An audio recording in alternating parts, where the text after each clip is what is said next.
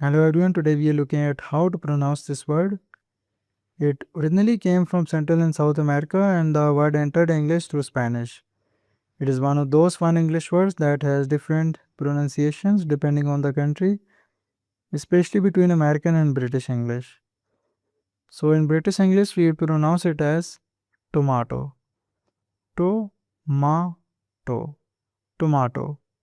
And in American English, tomato. Tomato. Here is a simple sentence.